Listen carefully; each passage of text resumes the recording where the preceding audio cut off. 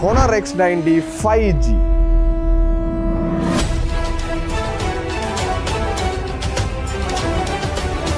IP68 and 69K dust and water resistance ஓட வர்ற இந்த மொபைல்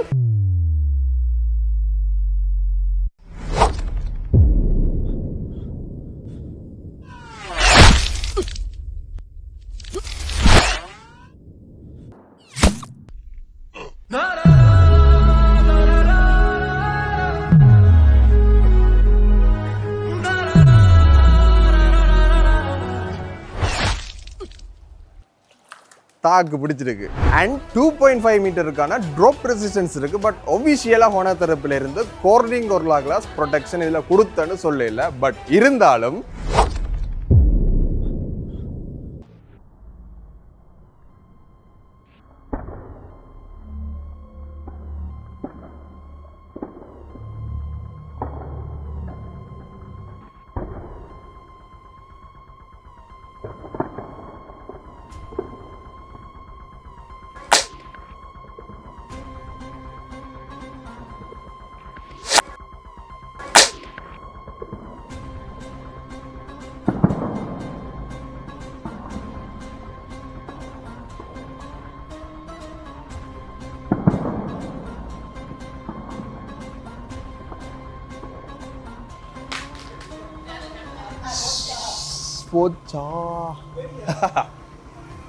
தாக்கு பிடிச்சிட்டு. பட் இதை நீங்கள் வீட்டில் முயற்சி செய்ய வேண்டாம். வாட்டர் ப்ரூஃப் டெஸ்ட்டும் பண்ணியாச்சு, ட்ராப் ரெசிஸ்டன்ஸும் பண்ணியாச்சு. ரெண்டுமே தாக்கு பிடிச்சிருக்கு.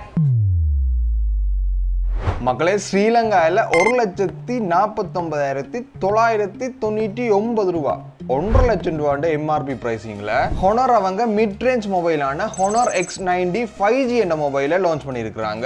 பட் இந்த பிரைசிங்கில் உண்மையிலேயே டிஸ்பிளே பெர்ஃபார்மன்ஸ், முக்கியமாக பேட்டரி லைஃப் 8300 mAhக்கான மெசிவான சிலிகான் கார்பன் பேட்டரியோட வர்ற இந்த மொபைலோட டியூரபிலிட்டி டெஸ்ட் ஸ்டார்ட்ல பார்த்துருப்பீங்க. பிளஸ் என்னோட 3 டேஸுக்கான யூசர் எக்ஸ்பீரியன்ஸ் வந்து இந்த வீடியோவில் உங்களுக்கு ஷேர் பண்ண போறேன். ஸோ வீடியோக்குள்ள போறதுக்கு முதல் special thanks to dialog phone shop Jaffna. குறிப்பாக பார்த்தீங்கன்னா ஸ்டான்லி ரோட்ல உங்களுக்கு மொபைல் ஷாப் இருக்குது. ஸோ அவங்க தான் வந்து இன்றைக்கு இந்த மொபைலை வந்து எங்களுக்கு ரிவ்யூக்காக தந்துட்டு இருந்தாங்க. பிளஸ் டெஸ்டிங்கும் வந்து அலோவ் பண்ணியிருக்காங்க. ஸோ இந்த மொபைலை நீங்கள் ஒருவேளை இந்த ரிவ்யூ பார்த்துட்டு வாங்குறதா இருந்தால் அவங்கள நீங்கள் கண்டாக்ட் பண்ணி பார்க்கலாம். ஸோ கண்டாக்ட் டீடைல்ஸ் எல்லாம் பார்த்தீங்கன்னா சைடில் இருக்குன்னு செக் பண்ணி பாருங்க. ஸோ ஆரம்பிக்கலாமா?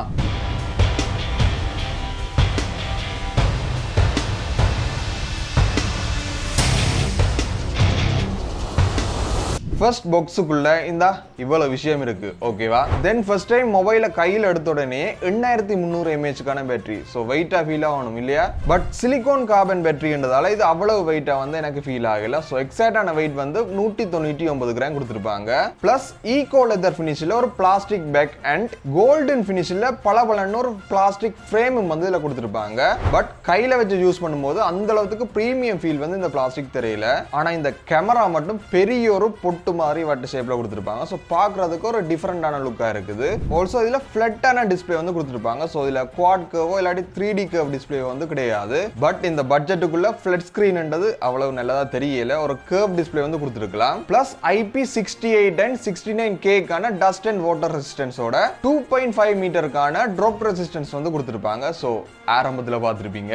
அதை விட இன் டிஸ்ப்ளே ஃபிங்கர் பிரிண்ட் சென்சரும் இருக்கு. இதுக்கு கீழே வந்து இதை பொசிஷன் பண்ணிருப்பாங்க. சோ இது ஸ்பீட் அண்ட் வரைக்கும் ஆஸ் யூசுவல் வளமை போலவே மீடியம் ஸ்பீடாவே இருக்குது. ஸோ நெக்ஸ்ட் இந்த மேஜிக்கே இதுக்குரிய டிஸ்பிளே தான். ஸோ 6.79 இன்ச்சுக்கான 1.5K ரெசல்யூஷன்ல ஒரு AMOLED டிஸ்பிளே வந்து கொடுத்துருப்பாங்க. ஸோ இதுல வந்து எக்ஸாக்டா 1 பில்லியன் கலர்ஸ் வரைக்குமே இந்த டிஸ்பிளே ப்ரொடியூஸ் பண்ணக்கூடியது. 120 ஹெர்ட்ஸுக்கான ரிஃப்ரெஷ் ரேட்டுமே இருக்குது. ஸோ ரியல் டைம்ல யூஸ் பண்ண ஸ்க்ரோல் பண்றதுக்கு நல்ல ஸ்மூத்தாவே இருக்குது. அதை விட இதுல 68 பில்லியனுக்கான கலர் சப்போர்ட் இல்ல. ஸோ உங்களுக்கு HDR10+ Dolby Visionக்கான சப்போர்ட் கிடையாது. பட் HDR10க்கான சப்போர்ட் இருக்குது. இருந்தாலும் நான் ரியாலிட்டிக்கு வரேன். ஸோ 2 வருஷத்துக்கு முதல் லான்ச் ஆகின Redmi note 13 Pro Plus 5G என்ற மொபைலில் HDR10+ Dolby Visionக்கான சப்போர்ட் இருக்குது. 68 பில்லியன் கலர் வரைக்குமே ப்ரொடியூஸ் பண்ணக்கூடிய நல்ல தரமான AMOLED டிஸ்பிளே வந்து கொடுத்துருப்பாங்க. பட் இதுல HDR10 இருக்குது, 1 பில்லியன் கலர் சப்போர்ட் மட்டும்தான் இருக்குது. ஸோ டெக்னிக்கலி இந்த டிஸ்பிளே விட இந்த மொபைலோட டிஸ்பிளே பெட்டரா இருக்க வேணும். பட் நேர சைட் பை சைட் கம்பேரிசன் போறேன். யூடியூப்ல HDR கண்டென்ட் வந்து 2 மொபைல்லையும் பிளே பண்ணும்போது dynamic range, vibrant level, contrast level இது எல்லாமே வந்து Honor X9d மொபைல்ல ஆச்சரியப்படுற வகையில உண்மையிலேயே பெட்டரா இருக்குது. பிகாஸ் Honor தரப்புல இருந்து இதுல சூப்பர் டைனமிக் விவிட் டிஸ்ப்ளே வந்து யூஸ் பண்ணிருக்கான்னு சொல்றாங்க. சோ இதால தான் பெட்டரா இருக்கும்னு தெரியல. பட் இருந்தாலும் ரியாலிட்டியில கலர் ப்ரொடக்ஷன் எல்லாமே Honor தரப்புல இருந்து பெட்டராவே பண்ணிருக்காங்க இந்த டிஸ்ப்ளே பேனல்ல. சோ உண்மையிலேயே இந்த ரெண்டு மொபைலையும் சைட் பை சைட் வச்சு பார்க்கும்போது ரியலி வெரி ஷாக் ரிசல்ட்ஸ் வந்து எனக்கு கிடைச்சிருந்தது. சோ மீடியா கன்சம்ப்ஷனுக்கு இந்த ஸ்பெக்கை தாண்டி ரியாலிட்டியில one of the best and display வந்து இதில் கொடுத்துருப்பாங்க. அண்ட் 800 நிட்ஸுக்கான டைபிக்கல் பிரைட்னஸும் 1800 நிட்ஸுக்கான ஹை பிரைட்னஸ் மோடும் 6000 நிட்ஸுக்கான பீக் பிரைட்னஸ் வந்து இதில் கொடுத்துருப்பாங்க. ஸோ ரொம்ப ரொம்ப ரொம்ப அதிகமான பிரைட்னஸ் வந்து இதில் கொடுத்துருப்பாங்க. ஈவன் நீங்கள் இந்த 6000 நிட்ஸை ரீச் பண்ணிட்டு இருட்டில் ஒரு டோர்ச்சாவே இந்த டிஸ்பிளேயை பயன்படுத்திக் கொள்ளலாம். ஸோ அந்த அளவுக்கு நல்ல ஒரு பிரைட்னஸ் இருக்கும். ஸோ அவுட்டோர் யூசேஜுக்கு ஒன் ஆஃப் த பெஸ்ட் டிஸ்பிளேயா இருக்கும். அண்ட் 3840 ஹெர்ட்ஸுக்கான PWM டிமிங் வந்து இதில் டிஸ்பிளேல கொடுத்துருப்பாங்க. ஸோ ஐ கம்ஃபர்ட் வந்து கொஞ்சம் பெட்டரா இருக்குன்ற மாதிரி பிராண்ட் தரப்புல சொல்றாங்க. ஸோ ஓவராலா பார்க்கும்போது ஒரு அன்எக்ஸ்பெக்டடான டிஸ்பிளே இருக்குது. பட் கர்வ் டிஸ்பிளே கிடையாது. அது ஒரு நெகட்டிவா வந்து இதுல இருக்குது. ஆல்சோ மீடியா கன்சம்ப்ஷனுக்காக இதுல ஸ்டீரியோ ஸ்பீக்கர் சப்போர்ட் வந்து கொடுத்துருப்பாங்க. ஸோ இதுவும் வந்து லவுடான 400 வீதம் ஹை வால்யூம் மோட் வரைக்குமே இது போகக்கூடியது. ஸோ லவுட்னஸும் பெட்டரா இருக்கு, கிளாரிட்டியும் பெட்டரா இருக்குது compare to Redmi Note 15 Pro Plus 5G ஓட ஸ்பீக்கரை விட இதுல பெட்டரான ஸ்பீக்கர் வந்து கொடுத்துருப்பாங்க. நெக்ஸ்ட் இந்த மொபைலோட ப்ராசஸர் வரும்போது Snapdragon 6 Gen 4 and 4 nanometerல பில்ட் பண்ணின 8 கோர் ப்ராசஸர் வந்து இதுல கொடுத்துருப்பாங்க. ஸோ இதுல 2.3 GHz-க்கான ஒரு ஹை பெர்ஃபார்மன்ஸ் ஸ்கோரும் 2.2 GHz-க்கான 3 பெர்ஃபார்மன்ஸ் ஸ்கோரும் 1.8 GHz-க்கான 4 எஃபிஷியன்சி கோரும் வந்து இதுல கொடுத்துருப்பாங்க. ஏங்க இது பட்ஜெட் ப்ராசஸர், கிட்டத்தட்ட பட்ஜெட் மொபைல்ல வந்து 6 nanometerல வந்து பில்ட் பண்ணிருப்பாங்க. பட் அதுல கிளாக் ஸ்பீட் அண்ட் வரைக்கும் 2.2 GHz இருக்கும். பட் இதுல 0.1 GHz மட்டும் தான் கூடுது. ஸோ எக்ஸாக்டா ஒரு ஹை பெர்ஃபார்மன்ஸ் ஸ்கோர் வந்து 2.3 GHz-ல ஒர்க் ஆகுது. ஈவன் இந்த மொபைலை விட 24,000 ரூபாய் குறைவான Redmi Note 15 Pro Plus 5G இந்த மொபைல்லயே Snapdragon 7S Gen 4 and 4 nanometer processor வந்து கொடுத்திருப்பாங்க. சோ ஆர்க்கிடெக்சர் வந்து சேமா இருக்குது. பட் அதுல 2.7 GHz-க்கான ஒரு ஹை பெர்ஃபார்மன்ஸ் ஸ்கோரும் 2.4 GHz-க்கான 3 பெர்ஃபார்மன்ஸ் ஸ்கோரும் வந்து கொடுத்திருப்பாங்க. சோ அதோட ஒப்புடைக்க இதோட ஸ்பீட் எல்லாமே குறைவா தான் இருக்க போகுது. பட் பட்ஜெட் என்னமோ அதை விட இதுல 24,000 ரூபாய் கூடவா வருது. சோ இதெல்லாம் இருக்கு. என்னோட ரியல் டைம் யூசேஜ்ல பார்க்கும்போது நார்மல் யூசேஜுக்கு தாராளமான ப்ராசஸர். ஓகே இல்லையண்டு இல்ல. அதை விட கேம்ஸ் விளையாடலாமான்னா நான் இல்ல நீட் ஃபார் ஸ்பீட் கேம் மட்டும் தான் விளையாடி பார்த்தேன். சோ நான் விளையாடின வரைக்கும் நல்லாவே பெர்ஃபார்ம் பண்ணுது இந்த ப்ராசஸர் அந்த கேம்ஸ்ல. PUBG, Free Fire இப்படியான ஹை கிராபிக்ஸ் ஆன கேம்ஸ் வந்து இல்ல நீங்க விளையாடுறீங்கன்னா சம் டைம் ஃப்ரேம்ஸ் வந்து ட்ராப் ஆகுறதுக்கு சான்ஸ் இருக்குது. பட் இந்த ப்ராசஸர்ல மெயினான ஒரு விஷயமே பெர்ஃபார்மன்ஸ் குறைவா இருக்கும், எஃபிஷியன்சி வந்து பெட்டரா இருக்கும். Snapdragon 7S Gen 4 ஓட ஒப்படைக்க. சோ இதால வந்து இந்த மொபைல்ல பெட்டரான பேட்டரி லைஃப் எதிர்பார்க்கலாம். ஏற்கனவே 8300 mAh பேட்டரி இருக்குது. பிளஸ் நல்ல ஒரு எஃபிஷியன்சியான கோரும் வருது. சோ இதால வந்து நல்லாவே சார்ஜ் நிக்கும். பட் பெர்ஃபார்மன்ஸ் அவரேஜா தான் இருக்கும். அதோட AnTuTu பெஞ்ச்மார்க் ஸ்கோர் வரைக்கும் Redmi Note 15 Pro Plus 5G-ல 8 லட்சத்துக்கு மேலே ஸ்கோர் வந்திருந்தது. பட் இதுல வந்து 7,75,000 பக்கம் தான் ஸ்கோர் வருது. சோ ஓவராலா பார்க்கும்போது இந்த பட்ஜெட்டுக்கு இந்த ப்ராசஸர் சூட் ஆகலைன்னு தான் சொல்ல வேணும். சோ இன்னும் கொஞ்சம் பெட்டரான ப்ராசஸர் ஈவன் இந்த Redmi-ல இருக்கிற ப்ராசஸரே இல்ல கொடுத்திருந்தாங்கன்னா பெட்டரா இருக்கும் இந்த பிரைசிங்க்கு. அதை விட ஓவர் ஹீட்டிங் இஷ்யூ இருக்கான்னு நீங்க கேட்டீங்கன்னா இல்ல. கேமரா யூஸ் பண்ணும்போது மட்டும் இதுல லைட்டான வார்ம் வந்து நீங்க ஃபீல் பண்ணுவீங்க. அதை விட கிராபிக்ஸ் கார்டு சப்போர்ட் பண்றதுக்காக Adreno 810 GPU வந்து இதுல கொடுத்திருப்பாங்க. பிளஸ் இதோட இந்த RAM and ஸ்டோரேஜ் பத்தி பார்க்கும்போது இதுல குறிப்பா 12GB-க்கான LPDDR5-க்கான RAM டைப்பும் 256GB-க்கான UFS 3.1 ஸ்டோரேஜ் டைப்பும் வந்து இதுல கொடுத்திருப்பாங்க. சோ உண்மையிலேயே ரியலான மிட் ரேஞ்ச் ஸ்பெக் வந்து இதுல கொடுத்திருப்பாங்க. So Redmi Note 15 Pro Plus 5G-ல வந்து UFS 2.2 LPDDR4X-க்கான RAM கொடுத்தாங்க. சோ இதுல வந்து பெட்டரான RAM and ROM டைப் வந்து கொடுத்திருக்காங்க. சோ இதால வந்து ரியாலிட்டியில மல்டி டாஸ்கிங் பண்ணும்போது பெட்டரான பெர்ஃபார்மன்ஸ் வந்து RAM-ல எதிர்பார்க்கலாம். பிளஸ் ஸ்டோரேஜ்ல இருந்து நல்ல ஒரு ரீட் அண்ட் ரைட் ஸ்பீட், முக்கியமா நீங்க ஒரு ஆப் வந்து இன்ஸ்டால் பண்ணிக்க இல்லாட்டி ஒரு ஃபைல் வந்து ட்ரான்ஸ்ஃபர் பண்ணி காப்பி பண்ணிக்க வந்து நல்ல ஒரு ஸ்பீட் வந்து இதுல எதிர்பார்த்துக் கொள்ளலாம். பிளஸ் 12GB-க்கான விர்ச்சுவல் மெமரி வந்து இதுல கொடுத்திருப்பாங்க. சோ இதை வந்து இவங்க Honor RAM Turboன்னு சொல்றாங்க. பட் இது வந்து இதுக்கு தேவையில்லை, 12GB RAM-ஏ போதுமானது. இருந்தாலும் இந்த எக்ஸ்டெண்டட் மெமரியை ஆஃப் பண்றதுக்கான ஆப்ஷன் வந்து நான் காணையில. யாருக்காச்சும் தெரிஞ்சிருந்தா கீழ கமெண்ட் பண்ணுங்க.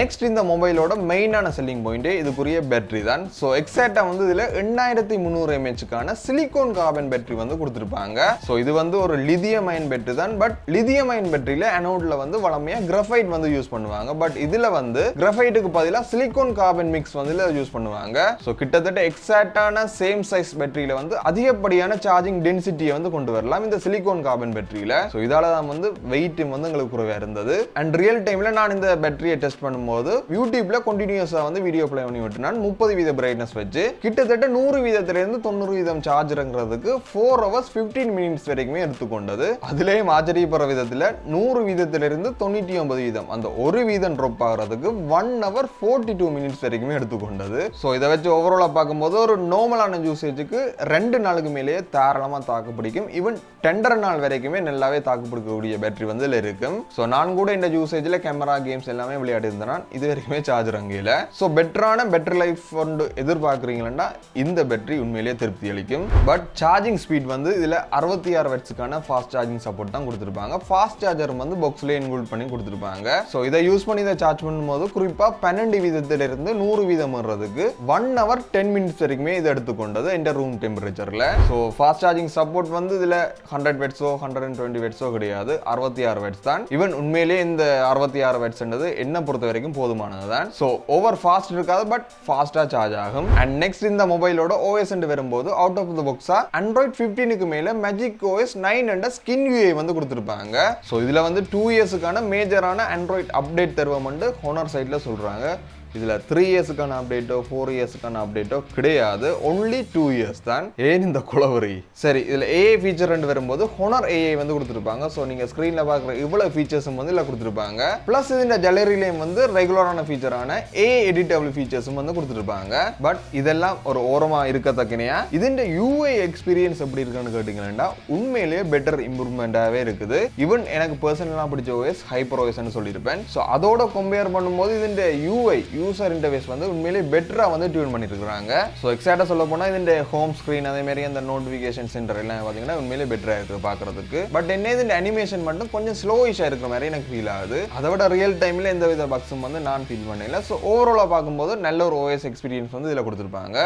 நெக்ஸ்ட் எனக்கு இந்த மொபைல்ல பிடிக்காத விஷயமான இந்த கேமரா பற்றி பார்ப்போம். எக்ஸாக்டா ரியல்ல வந்து மெயின் கேமரா வரும்போது 108 மெகா பிக்சலுக்கான f1.8 அப்பச்சர் வெளியுள்ள லென்ஸோடையும் 5 மெகா பிக்சலுக்கான f2.2 அப்பச்சர் வெளியுள்ள லென்ஸோடையும் வந்து அல்ட்ரா வைட் கேமரா கொடுத்திருப்பாங்க. பிளஸ் செல்ஃபி கேமரா வரும்போது 16 மெகா பிக்சலுக்கான f2.5 அப்பச்சர் வெளியுள்ள லென்ஸோட வந்து பேர் பண்ணிருப்பாங்க. சோ ஸ்பெக் எல்லாம் ஒரு பக்கம் இருக்கட்டும், ரியாலிட்டிக்கு வருவோம். இது இந்த மெயின் கேமரா வரும்போது இதுல எடுக்கிற போட்டோஸ் எல்லாமே பார்த்தோம்னா கலர்ஸ் வந்து நேச்சுரலாவே இப்போ போட்டோ ஆகுது இந்த சென்சர்ல. பிளஸ் டீடைலிங் வந்து இந்த இமேஜ்ல நல்லாவே இருக்குது. அதை விட டைனமிக் ரேஞ்ச் வரும்போது அப்பப்ப நல்லா இருக்குது, அப்பப்ப நல்லா இல்லாத மாதிரி எனக்கு ஃபீல் ஆகுது. Plus contrast level most of the time பாத்தீங்கன்னா ஹை கான்ட்ராஸ்ட் லெவல்ல வச்சு இதுல மெயின்டைன் பண்ணிருப்பாங்க. சோ உங்களுக்கு பிளாக் எல்லாம் பாத்தீங்கன்னா நல்ல டார்க்காவே போட் ஆகுது. ஸ்கின் டோன் வந்து ஓரளவு நேச்சுரலா வந்து இதுல இருக்குது. பட் இந்த ஸ்கின்னுக்குரிய அந்த ஷார்ப்னஸ் வந்து அதிகமாவே இருக்கிற மாதிரி இருக்குது. சோ இதே போல தான் இதுல எடுக்கிற போர்ட்ரைட் போட்டோவுமே இருக்குது. ஹை கான்ட்ராஸ்ட் ரேஷியோல எங்களுக்கு இமேஜ் வந்து கிடைக்குது. பொக்கே எஃபெக்ட் எல்லாம் ஓரளவு ஓகே மாதிரி தான் இருக்குது. அதை விட இந்த மெயின் கேமரால வந்து வீடியோன்னு வரும்போது 4K 30 fps வரைக்குமே இதுல ஷூட் பண்ணிக்கொள்ளலாம். சோ இதுக்கு வந்து இவங்க இதுல OIS-க்கான சப்போர்ட் வந்து கொடுத்திருப்பாங்க. சோ ஆப்டிகல் இமேஜ் ஸ்டெபிலைசேஷன் வந்து கொடுத்திருப்பாங்க. சோ இதுக்குள்ள இருக்கிற அந்த லென்ஸே வந்து பாத்தீங்கன்னா உங்களுக்கு அந்த இமேஜ் ஸ்டெபிலைசேஷனுக்காக பயன்படும். ஸோ குலுக்கி பார்த்தாலே உங்களுக்கு கொஞ்சம் குலுங்குற மாதிரி இருக்கும். பிளஸ் EAS-க்கான சப்போர்ட்டும் வந்து கொடுத்துருப்பாங்க. ஆனால் ரியாலிட்டியில் வந்து வீடியோ எடுக்கும்போது ஷேக்னஸே இல்லையான்னு நீங்கள் கேட்டீங்கன்னா ஷேக்னஸ் இருக்குது. ஈவன் ஒரு சோனி ZV E10ல EAS மூட்ல போட்டுட்டு எடுக்க என்ன மாதிரி ஷேக்னஸ் வருமோ அதே மாதிரி ஷேக்னஸ் வந்து இதில் 4K 30 fps வந்து கிடைக்குது. அதை விட வீடியோ கிளாரிட்டி எப்படி இருக்குன்னா நேச்சுரலாக தான் இருக்கு. பட் இதுலேயும் வந்து அந்த ஹை கான்ட்ராஸ்ட் லெவல் வந்து இதில் இருக்கிற மாதிரி எனக்கு ஃபீல் ஆகுது. அதை விட இந்த 5 MB-க்கான அல்ட்ரா வைட் கேமராவில் எடுக்கிற ஃபோட்டோஸ் எப்படி இருக்குன்னு கேட்டீங்கன்னா டீடைலிங் வந்து அந்த அளவுக்கு இல்லை, மொக்கையாக தான் இருக்குது. அதை விட ஆயில் பெயிண்ட் அடிச்ச மாதிரியே ஒரு இமேஜ் வந்து இதுல ஜெனரேட் ஆகுது. கிட்டத்தட்ட சொல்ல போனா பழைய காலத்து மொபைல்ல எடுக்கிற போட்டோஸ் அப்படி இருக்கும், அப்படி ஒரு மொக்கையான போட்டோஸ் வந்து இந்த அல்ட்ரா வைட் கேமரால கிடைக்குது. அதை விட வீடியோன்னு வரும்போது இதுல 1080p 30 fps வரைக்கும் தான் ஷூட் பண்ண முடியும். இதுலயும் வந்து EAS சப்போர்ட் இருக்குது, electronic image stabilisation. So video எடுக்கும்போது ஓரளவு ஷேக் இல்லாம வருதுதான். பட் வீடியோ குவாலிட்டி வந்து இதுலயும் வந்து மொக்கையா தான் இருக்குது. அதாவது பழைய காலத்து போன்ல வீடியோ எடுத்த எப்படி இருக்குமோ அதே மாதிரி அவுட்புட் தான் வந்து இந்த அல்ட்ரா வைட்ல வருது. ஸோ இதை கம்பேர் பண்ணும்போது இந்த செல்ஃபி கேமரா வரும்போது 16 மெகா பிக்சல் கொடுத்திருப்பாங்க. சோ இதை யூஸ் பண்ணி எடுக்கிற போட்டோஸ் வந்து நேச்சுரலாவே ஸ்கின் டோன் இருக்குது. பட் இதுலயும் வந்து ஸ்கின் டோன் எல்லாமே கொஞ்சம் ஷார்ப்னஸ் இருக்கிற மாதிரி ஃபீல் ஆகுது. ஈவன் கொஞ்சம் உத்து பார்த்தா ஆர்டிஃபிஷியலான இமேஜ் மாதிரியே பாத்தீங்கன்னா இதுல ஃபீல் ஆகும். சோ இதுல எடுக்கிற போட்டோஸும் கொஞ்சம் இர்ரெகுலரா தான் உங்களுக்கு இருக்க போகுது. அதோட இந்த சென்சர்ல 1080p 30 fps வரைக்கும் தான் மேக்ஸிமம் நீங்க வீடியோ ஷூட் பண்ணிக்கொள்ளலாம். இதுல வந்து EAS சப்போர்ட் கிடையாது. சோ நல்லாவே வந்து வீடியோ ஷேக் ஆகும் நீங்க வீடியோ எடுக்கும்போது. சோ அதை விட்டு பார்க்கும்போது வீடியோ ரீப்ரொடக்ஷன் ப்ரொடக்ஷன் வந்து இதுல பெட்டரா இருக்குது. ஸ்கின் டோனும் வந்து நேச்சுரலா வந்து மெயின்டைன் பண்ணியிருப்பாங்க. பட் இந்த ஷேக்னஸ் என்ற ஒரு விஷயம் வந்து இந்த வீடியோட அவுட்புட்டை வந்து அவ்வளவு இம்ப்ரெஸ் பண்ற மாதிரி எனக்கு தெரியல.